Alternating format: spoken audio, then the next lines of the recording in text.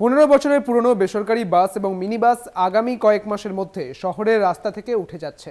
আদালতের রায়ের ভিত্তিতে 15 বছর পরে ধাপে ধাপে স্ক্র্যাপ করা হচ্ছে শহর এবং শহরতলির বুড়ো বাসগুলিকে। আর্থিক কারণে বিভিন্ন রুটে নতুন বাস চালু হয়নি। আগামী দিনে যাত্রী ভোগান্তির আশঙ্কা বাস মালিকদের।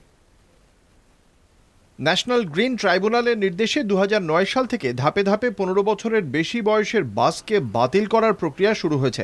সময়ের হিসেবে 1 আগস্ট থেকে পর্যায়ক্রমে 15 বছরের পুরনো বাস ও মিনি বাস বন্ধ হওয়ার কথা।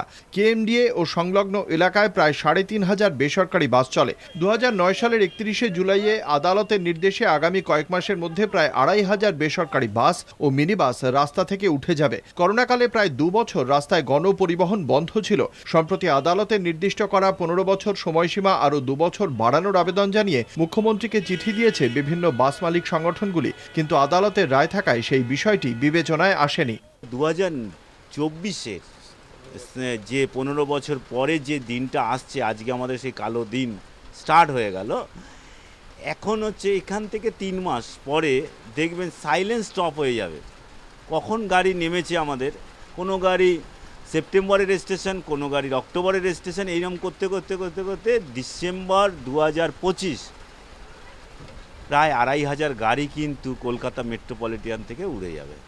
গত 6 বছরে বেসরকারি বাসের ভাড়া বাড়েনি, অথচ জ্বালানি তেলের দাম এবং যন্ত্রাংশের খরচ বেড়েছে লাফিয়ে লাফিয়ে। এই পরিস্থিতিতে ব্যাংকের ইএমআই দিয়ে নতুন করে বাস কেনার সাহস পাচ্ছেন না বাস মালিকরা।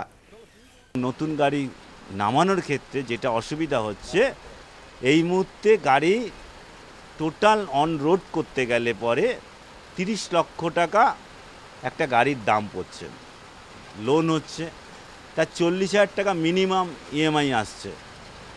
এবার আমরা রাজ্য সরকারের কাছে অনুরোধ করছি যে তারাও কেন্দ্র সরকারকে করুক যে জিএসটিটা যদি মুকুব করে তবুও মানুষ প্রায় 30 লক্ষ টাকার কাছাকাছি, 30,000 টাকার কাছাকাছি ইএমআই থাকবে, একটা মানুষ রিস্ক নিতে পারে।